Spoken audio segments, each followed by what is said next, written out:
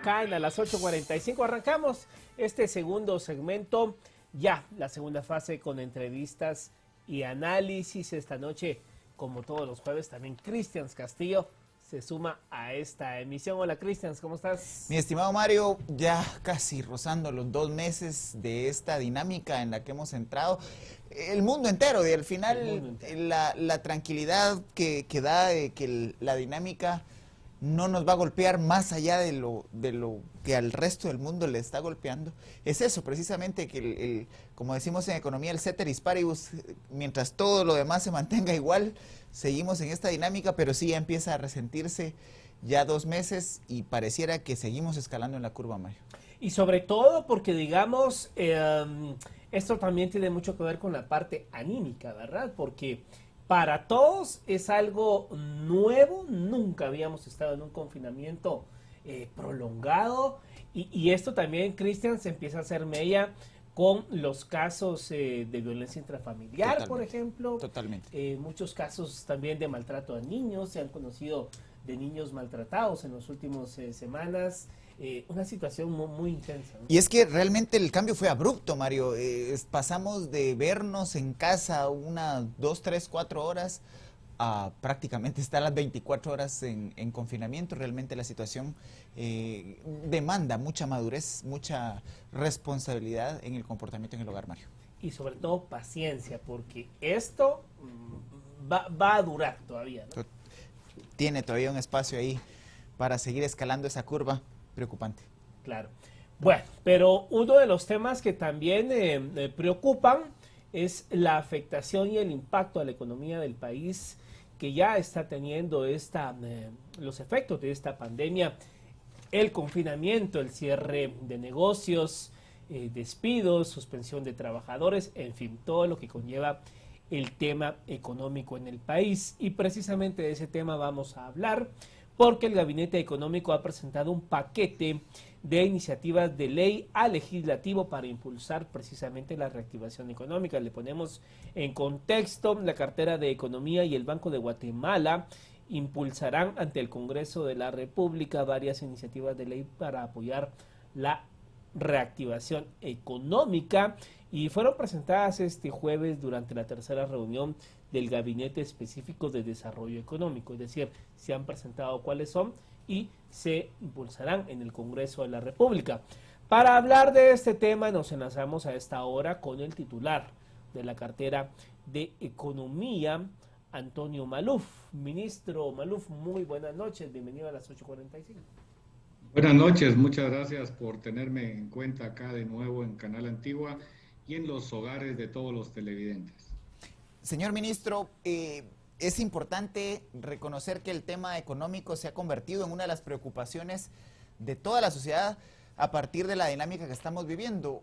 ¿Cuál es el paquete de leyes que ha sido presentado y por qué presentar iniciativas de ley y no políticas públicas? Bueno, nosotros en el Ministerio de Economía hemos seguido trabajando con 2 fases.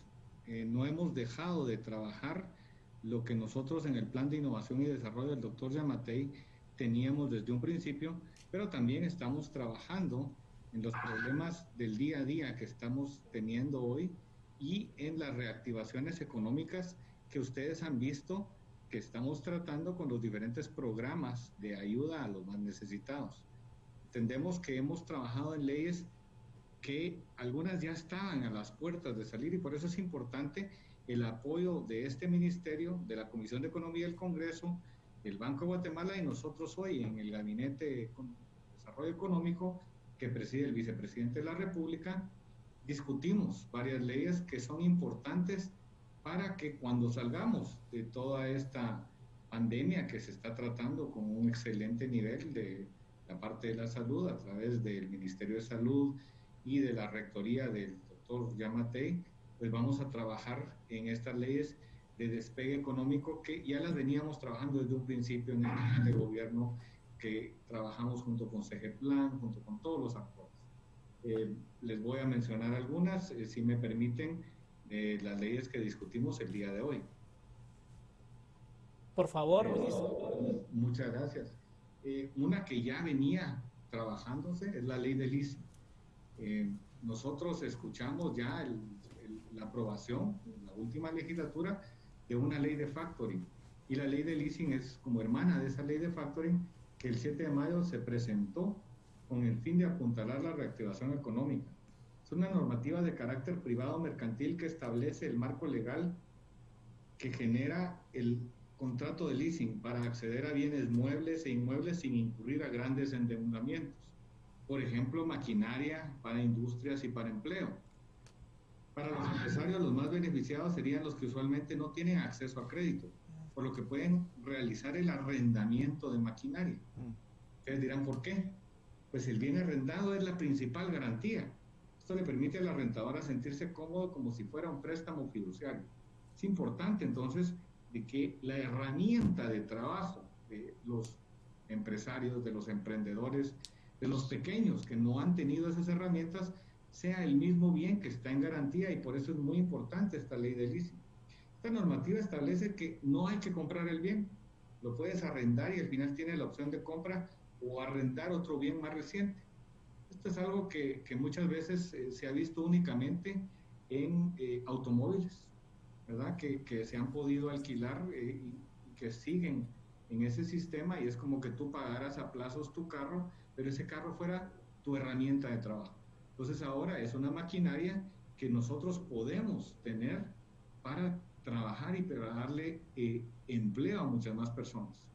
Desgraciadamente este virus nos vino a confinar a los guatemaltecos, pero el único gabinete abierto que tuvimos, porque el segundo se tuvo que cancelar, nosotros estuvimos en Quetzaltenango y había una persona que hacía anillos de graduación y decía, mire, yo necesito esta máquina para duplicar el output que tenemos de los anillos y podemos hacer más rentable la operación. Pues simplemente esa maquinaria que se necesita se pone como un bien para su arrendamiento y se va pagando poco a poco. Es importante esa herramienta legal que existe en otras dimensiones. No estamos nosotros inventando nada en Guatemala, simplemente es una herramienta legal que puede servir para tener acceso a crédito, que es tan importante para los que no tienen el crédito, ya que en Guatemala a veces es muy difícil prestar dinero, únicamente ahora bien, tienen garantías. Ahora bien, ministro, esta propuesta de ley de leasing también contempla, digamos, aspectos como esta modalidad de contrato que, digamos, ya se implementa en Guatemala, pero falta todavía afinar e implementar. Me refiero al tema de alquiler con opción a compra. Se lo menciono porque el sector inmobiliario es uno de los más golpeados al día de hoy por esta situación. ¿Contempla esta normativa, digamos, afinar ese tema de quienes alquilan y pueden llegar a optar a comprar el bien inmueble? Como tú bien dices, es un sector que ha sido golpeado y que ha ido creciendo de la mano del sector construcción. Y actualmente en la legislación guatemalteca no se encuentra regulado, y lo cual ha llevado a querer aplicarle una normativa de un contrato de arrendamiento cuando se trata de dos figuras jurídicas diferentes. Contar con una normativa independiente generará reglas claras y generales que permitan a las partes involucradas tener la seguridad que al llevar a cabo esos negocios pueden tener esa certeza de el bien o del pago del mismo. Más aún porque es una manera de lograr financiamiento. Entonces, tú bien dices, si logramos tener ese arrendamiento con opción de compra, podemos liberar mucho esa opción de vivienda que tanto ha sido necesaria en Guatemala. Esto, señor ministro, ¿cómo se aplicaría al Estado? Es de todo sabido que hay dependencias del Estado guatemalteco que gastan grandes cantidades de dinero en arrendamientos en general, el Ministerio Público, el organismo judicial. ¿Puede esto también utilizarse en el Estado y en las entidades públicas? Esta es una de las prioridades que tiene el doctor Yamatei. Hemos visto la cantidad de arrendamientos, y tú bien lo dices, que nosotros como gobierno central estamos pagando, y realmente podríamos nosotros en un periodo de 4 o 5 años, que es básicamente el periodo de gobierno, poder pagar un edificio en lugar de estar pagando alquiler. Entonces sí es importante poder tener esta opción para el crédito público y poder tener el acceso a diferentes centros de gobierno en diferentes departamentos. Y esa es la idea, de poder nosotros centralizar, por ejemplo, en una área de la cabecera departamental que no es precisamente el centro de la cabecera, un poco alejado, crear un polo de desarrollo donde todos los trámites se pueden hacer, donde tengamos un despacho del Ministerio de Economía que pueda tener a la DIACO, que pueda tener a todos los entes rectores de nuestro ministerio ubicados ahí, pero que también tengamos al Ministerio de Medio Ambiente, que tengamos las oficinas de todos los ministerios en un solo lugar, y eso nos vendría a ahorrar mucho dinero de los diferentes alquileres que están regados en las diferentes cabeceras departamentales. Es una excelente idea y nosotros esperamos llevarla a cabo a través de esta ley. ¿Qué otras sugerencias o qué otros anteproyectos han ustedes afinado para presentarlo al Congreso de la República? Ya hemos hablado de este tema de la ley del leasing. ¿Qué otras sugerencias han surgido en el Gabinete Económico? Gracias, Mario. Se mencionaba también que el Banco de Guatemala está impulsando y nosotros estamos apoyando las reformas al decreto 19-2002, que es la ley de bancos e instituciones financieras. Es la iniciativa 5157. La entidad rectora es el Banco de Guatemala y la Superintendencia de Bancos.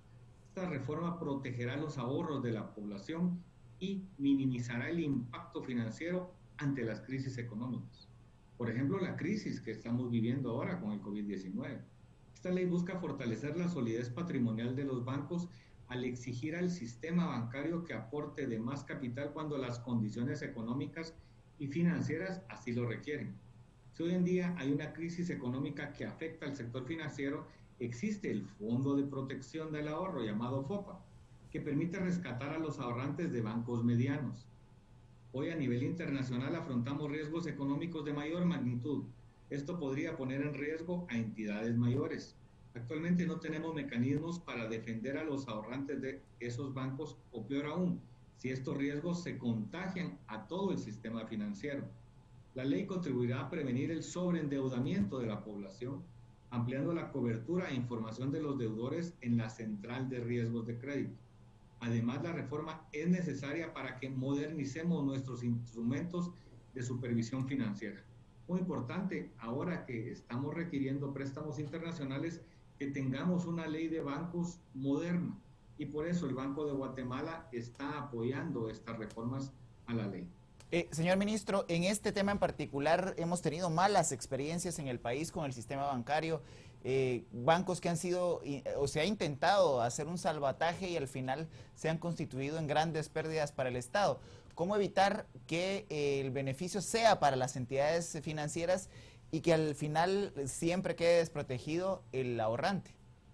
Precisamente lo que yo les mencionaba es que se busca fortalecer la solidez patrimonial de los bancos al exigir al sistema bancario el aporte de más capital cuando las condiciones económicas y financieras lo requieren.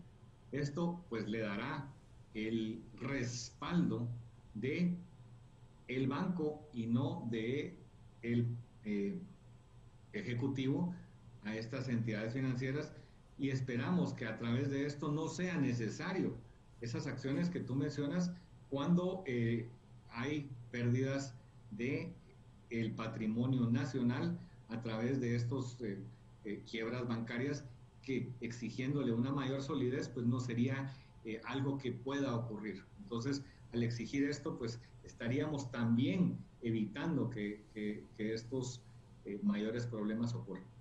Es decir, ministro, digamos, ¿qué elemento diferenciador hay con esta propuesta a la ley del FOPA, por ejemplo? La ley del FOPA tiene sus limitaciones en cuanto a el capital que se puede pagar. Los ahorrantes tienen un límite a poder recibir esa garantía, y esto pues definitivamente le da una mayor certeza a que los ahorrantes puedan tener más dinero en esa entidad financiera, y y ese dinero puede servir también a que haya un mayor flujo de capital hacia las personas que necesitan esos préstamos. Entonces, al tener un mayor respaldo financiero, le vamos a dar un crecimiento a el ahorro nacional, que un país que ahorra es un país que puede tener inversiones propias de capital propio sin necesidad de tener inversiones de capital extranjero.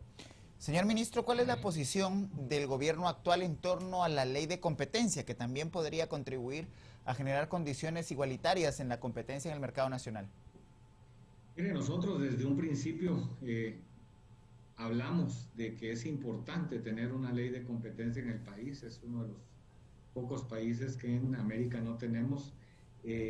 Uno de los viajes en la época de transición que tuvimos con el doctor Yamatei, que fue una época, un tiempo bastante largo, pero nos sirvió bastante para poder recorrer varios países amigos, y menos mal que lo logramos hacer antes de eso, porque ahora pues estamos confinados a nuestro país, pero estamos bajo el esquema de que las experiencias que tuvimos en esos viajes fueron bastante buenas. En uno de esos viajes estuvimos en España y tenemos ya buenas intenciones de poder tomar un ejemplo de lo que hizo España en su momento para tener una ley de competencia.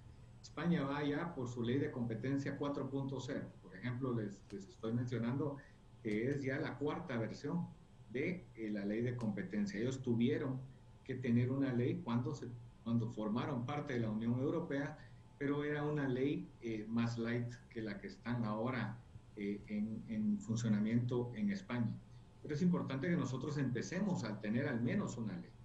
Y yo les decía en ese momento, es una analogía, que debemos de aprender todos a tener una ley de competencia, porque tampoco tenemos jueces que sepan de cómo manifestarse a la hora de que haya un problema de competencia. Entonces todos debemos aprender, consumidores, empresas, Estado, sistema judicial, y por eso es que debemos seguir paso a paso, y lo que queremos nosotros es tener una ley que nos enseñe a empezar a tener esos primeros pasos. Y la analogía que yo les decía es que cuando aprendimos a usar el cinturón de seguridad, pues aprendimos porque primero nos decían, mire, si no lo usa le vamos a dar una multa. Y al final nos daban la multa. Entonces es algo que hemos ido aprendiendo, y es algo que creemos nosotros, que con una ley de competencia que nos enseñe primero a usarla y luego que hayan castigos al no tener el buen uso de la misma, vamos a ir a tener buenos resultados. Por el momento pues estamos trabajando otras leyes. Esa ley todavía no la tenemos en el tintero, pero sí tenemos una ley que nos interesa, que es la ley de insolvencias. Y les digo por qué.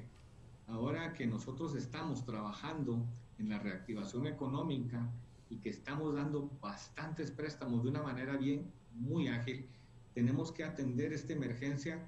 Necesitamos una ruta rápida y clara en caso de que estas empresas que entran en problemas económicos no puedan salir de ellos. En lugar de cerrar negocios y que pasen años los acreedores peleándose por los activos, cada vez esos activos menos valiosos, porque en el tiempo se van depreciando, lo que necesitamos es una ley que permita a los negocios que aún son salvables sobrevivir para que se reestructure la deuda. En Guatemala hemos sido eficaces ahora con un registro mercantil que es muy ágil en poder abrir una empresa. Pero olvídense ustedes de cerrar una empresa, es muy difícil, y por eso es importante esta ley de insolvencias. Esto, digamos, ministro, sería un poco como estas leyes que hay en otros países de adherirse a una ley de quiebra, por ejemplo. Bueno, es muy similar al capítulo 11 que tiene Estados Unidos, donde se pueden reestructurar las empresas y pueden salir adelante algunas rápidamente, pudiendo tener, estoy haciendo una comparación con la ley de Estados Unidos porque es la que más se usa nosotros por la cercanía que tenemos a ese país y por lo que vemos en todos los medios y hemos escuchado. Es una ley que permite a las empresas cerrar decentemente. Y les digo el ejemplo, que ahora habrá muchas pequeñas y medianas empresas que están pasando la dura que nosotros en el gobierno central estamos apoyando para que puedan mantener a sus empleados por cierto tiempo, estamos apoyando con préstamos, con pocas garantías para que puedan pagar algunos costos fijos, pero va a haber más de alguna empresa que no va a subsistir. Y no es problema del emprendedor, no es problema del empresario que es pequeño, que esta situación lo ha llevado a cerrar la empresa y que el día de mañana tiene una gran idea y nadie le va a prestar 5 centavos porque bajo el esquema que está actualmente, prestar dinero y no haberlo cerrado, no haber cerrado las operaciones de una manera ordenada, no se lo vuelven a dar. Entonces es importante esta ley de insolvencias porque puede que ocurra que haya un gran emprendedor que simplemente por la situación del COVID-19 quedó empantanado, quedó amarrado y no ha logrado salir de sus deudas y va a tener que hacer un cambio, se va a tener que reinventar y posiblemente en algún otro negocio pueda salir adelante, pero ya no le van a prestar plata. De esta manera sí podría tener una segunda oportunidad. ¿Alguna otra ley que hayan propuesto, que tengan contemplada, señor ministro? Le vamos a mencionar la última que platicamos el día de hoy, ya por el tiempo entiendo que ustedes estamos también platicando. Es una ley para promover la protección del accionista minoritario en la legislación mercantil, el cual es un problema. Por ejemplo, si yo quiero invertir 10%, soy un accionista minoritario, dejando al accionista mayoritario a que haga lo que bien le convenga. Ante este escenario se disminuyen los potenciales inversionistas, por lo que nuestras empresas pierden la posibilidad de crecimiento. Yo tengo un negocio que es un negocio fructífero, quiero un inversionista extranjero, un inversionista nacional, y yo le puedo dar una participación accionaria, pero me sigo quedando siempre con la mayoría.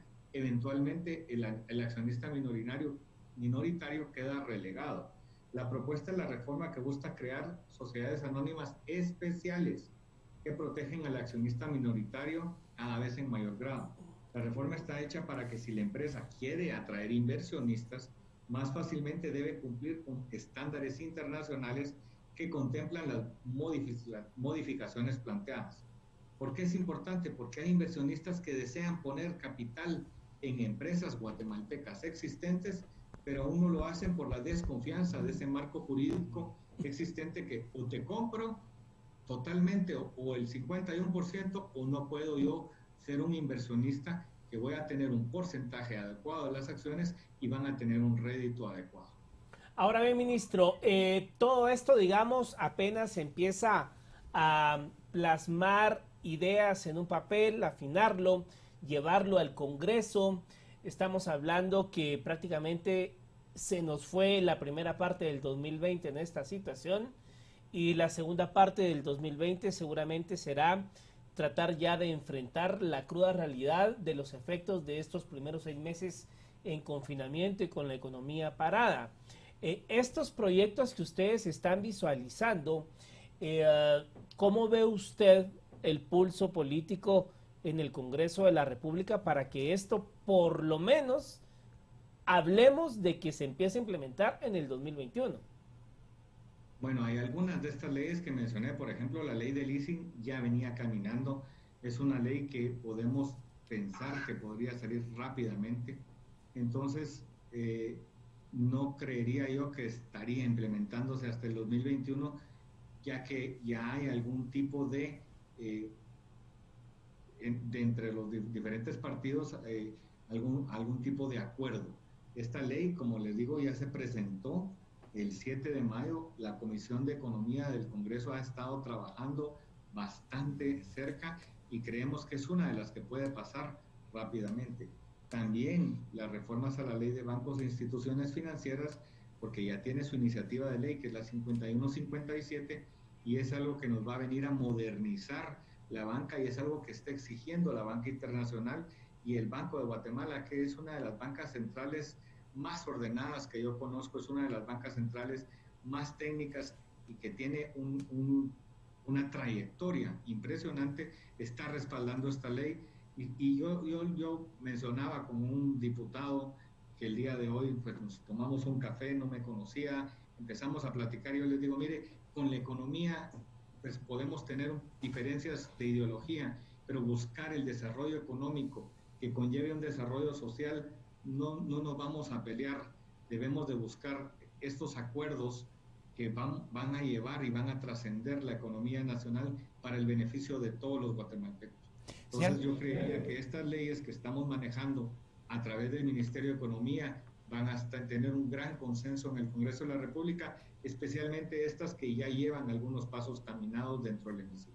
Señor ministro, estamos a 8 días calendario de terminar el primer periodo ordinario de sesiones del Congreso de la República, de la 9ª legislatura. ¿Han tomado el pulso de por dónde andan los consensos luego de ese rechazo al veto presidencial que recién se emitió? ¿Cómo está la alianza que ha venido apoyando temas para pues beneficiar a la población guatemalteca ante los embates de la COVID-19? Bueno, yo le repito que dentro de los temas transversales económicos no se ha roto ningún tipo de alianza, porque lo importante es que saquemos a Guatemala económicamente adelante. El tema de salud del COVID-19, estamos llegando al pico máximo, eventualmente vamos a bajar, y lo que se va a quedar en el imaginario nacional, en la mente, es el tema económico, y esperamos repuntar rápidamente. Datos del mismo Banco de Guatemala, de bancos internacionales como JP Morgan, dicen que la economía de Guatemala en el 2021 va a estar muy buena. Sabemos que después de haber tenido un crecimiento proyectado a principios de este año, arriba del 4.1%, en la parte alta o promedio en 3.6%, estamos llegando al 0% dentro de los estándares, pero después de tener una contención tan grande, necesitamos, al salir de esto, va a haber una expansión de algo que está contenido y vamos a lograr crecer arriba del 4%, esperamos el 5%, que no va a compensar con la pérdida que hemos tenido, que no habíamos tenido un crecimiento negativo, y espero no tenerlo este año, pero no lo habíamos tenido desde los años, de la mitad de los años 80, que mucha de la población de Guatemala ni siquiera había nacido en esa época. Pues los crecimientos del 80 y pico para acá han sido todos positivos, aunque pequeños, pero ha sido constante. Y eso es lo que esperamos nosotros, y por eso creo yo que este tema de las leyes económicas van a llegar a tener un gran consenso en el Congreso. Esperamos en estos pocos días que quedan se logre dictaminar de manera positiva para poder en el segundo semestre del año, a la par ya del crecimiento del tema de salud, poder tener ese crecimiento económico que tanto anhela. Ahora bien, ministro, esto, digamos, va muy de la mano también con pues las decisiones que también desde el Ministerio de Salud Pública se vayan planteando en torno a cómo va el desarrollo de la pandemia en Guatemala. ¿Hay ya, digamos, desde el Gabinete Económico algún planteamiento de cómo va a ser el abrir la economía nuevamente, pausadamente, escalonadamente? Ya se tiene, digamos, algún esquema, qué sectores van a abrir primero, cuáles podrían esperar un poco de tiempo, cuáles serían los últimos? ¿Hay ya, digamos, algún planteamiento, alguna idea en papel en base a esto? Bueno, nosotros hemos trabajado incansablemente, y el equipo del doctor Yamatei ha estado trabajando con todos los epidemiólogos de Guatemala, y hemos llegado a llevar no fechas, sino que si logramos mantenernos en un bajo crecimiento en las personas que tienen esta enfermedad COVID-19, en los casos, si el crecimiento de los casos es cierto número y no llegamos a tener un repunte, se va a poder ir abriendo la economía, como tú bien dices. Obviamente, para poder tener los comercios y las industrias a todas las personas que lleguen a su lugar de trabajo, es importante el transporte, pero bien sabemos que el transporte es el lugar donde más se puede generar todo el tipo de contaminación. Entonces debemos de tener unos estándares que se han trabajado con la municipalidad para los transportes de la Municipalidad de Guatemala, se han trabajado con el resto de todos los actores del Ministerio de Salud, de cómo poder llegar al distanciamiento social, al uso de las mascarillas, al uso de jabón gel, a cómo limpiar las unidades de transporte, y es importante tener ese primer paso para que haya transporte, para poder abrir centros comerciales que no están abiertos, para poder abrir industrias que no están trabajando, para poder abrir iglesias que no están dando los servicios religiosos, ya sea católicos o evangélicos. Todo esto ya está en un plan que vamos a ir caminando, y el doctor Yamatei va a ir diciendo cómo vamos semana con semana abriendo o cerrando, porque esto él lo ha dicho que va a depender del análisis epidemiológico. Es como una carrera con curvas. Si tú vas bien, vas acelerando; si tú ves un peligro, vas frenando, y esto va a ser hasta que tengamos una vacuna, que esperamos que, según hemos visto, ya han trabajado exhaustivamente en el mundo internacional a tener una vacuna que logre tener a toda la fuerza laboral sin ningún problema en el ámbito de los estudios, porque también tenemos parados los colegios, las universidades, es donde más interacción existe entre las personas, y tengamos esa normalidad que va a ser una nueva normalidad, los viajes internacionales y el turismo, que tanto se ha afectado ahorita en este momento, que ustedes pues lo vimos en las tomas que tenían antes con el director del INGUAT y todo lo que está pasando, que tenemos que volver a reactivar el turismo, que es una de las bases de este mismo plan de innovación y desarrollo que nosotros trabajamos para llevar un crecimiento económico a Guatemala. Señor ministro, usted ha puesto sobre la mesa uno de los temas más complejos, que es el de la movilidad, y sobre todo en las grandes ciudades del país. Para empezar con la metrópoli Guatemala, de acá de la ciudad capital, vamos a tener un cambio realmente de 180 grados, pasar de unidades sobresaturadas, de unidades de transporte urbano y extraurbano, que la rentabilidad pareciera que la obtenían de sobreexplotar las unidades del transporte. Vamos a pasar a unidades en donde van a tener que transportar únicamente cierto número de personas por el tema del distanciamiento social. Hay un tema en el cual ha habido mucha reticencia en el país, que ha sido el escalonamiento de horarios. ¿Hay alguna propuesta en torno a cómo hacer coincidir el distanciamiento social en el transporte en la metrópoli y en las principales cabeceras del país, y los horarios escalonados en cuanto a ingreso a, por ejemplo, oficinas públicas, empresas privadas, industrias, colegios? ¿Hay algún debate en torno a este tema? Sí, hemos estado platicando en escalonar los diferentes horarios, y de la mano del protocolo de apertura del sector público, que lo está trabajando el Ministerio de Salud, ONSEC y varias instituciones, incluyendo pues la parte de la economía. Nosotros estamos viendo de que hayan diferentes horarios en cuanto a el ingreso y salida de los empleados públicos, y que no coincidan con el sector privado. Definitivamente es una idea que hace rato se está trabajando, que en otras latitudes ya se trabaja, y que nosotros esperamos que esto ayude un poco a tener, como tú dices, pues un transporte público que logre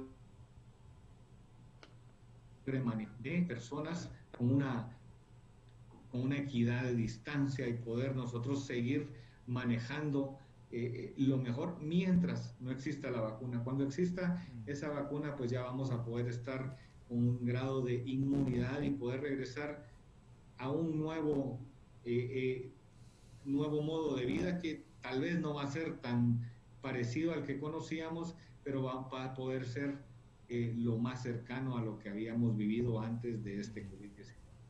Ministro, ¿cómo enfrentar el escenario?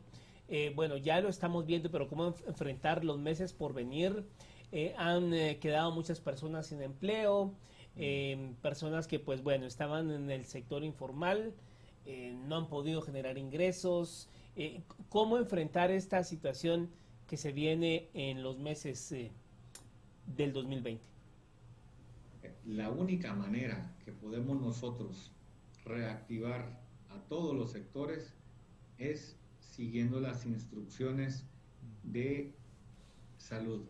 Si nosotros estamos con un distanciamiento adecuado, usamos la mascarilla, tenemos el uso constante de lavarnos las manos con agua y jabón o con jabón gel de alcohol, vamos a poder regresar a esa normalidad y como yo les decía, todo va a depender del brote epidemiológico, como dice el doctor Yamatei, y mientras sigamos esas instrucciones vamos a poder seguir abriendo esa economía y va a poder esas personas que no tienen ingresos ahora poder regresar.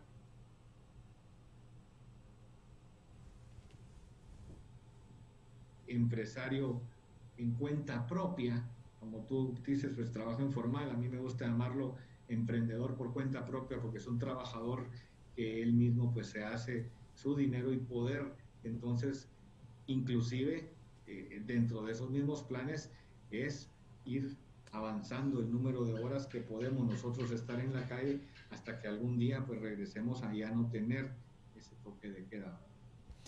Señor ministro, una de las variables que más impactaban el clima de negocios antes de la COVID-19 era las condiciones de seguridad en el país. Los empresarios de todos los tamaños, desde los micro hasta las grandes empresas, habían tenido que incorporar un costo de seguridad para poder evitar el impacto de la criminalidad y que esto afectara su giro de negocios.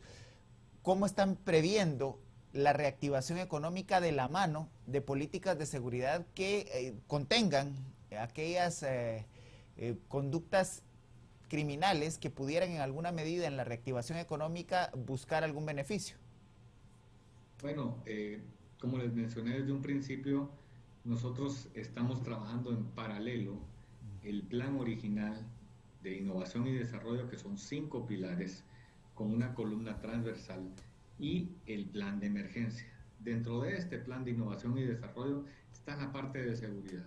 Y esa parte de seguridad, antes de que viniera la pandemia, apenas llevamos 100 y pico de días, y la mayoría de esos días hemos estado trabajando bajo esa pandemia que no nos ha dejado enfocarnos en el plan original. Pero esos primeros días de gobierno del doctor Yamatei ya se habían implementado muchas acciones que estaban apoyando la que hubiera más seguridad. Y habíamos tenido nosotros requisas en las cárceles, y habíamos tenido nosotros en varios puntos de las diferentes zonas o municipios ciertos estados de excepción donde se había ido de frente en contra del crimen organizado, y eso no va a parar. Vamos a seguir trabajando para darle tranquilidad a los guatemaltecos y tranquilidad a los inversionistas de que este es un lugar donde podemos vivir en paz. La mayoría de los guatemaltecos queremos vivir en paz, y esos pocos son los que hemos estado trabajando de la mano del Ministerio de Gobernación, de la mano del Ministerio de la Defensa. Se había logrado y se ha logrado todavía mantener esos números positivos que se ha visto en la reducción de los casos de violencia, de homicidios que hemos tenido en este año. Ministro, vamos a hacer una breve pausa y regresamos ya para sus conclusiones en esta entrevista a las 8:45, así que hacemos una breve pausa y volvemos ya con la parte final.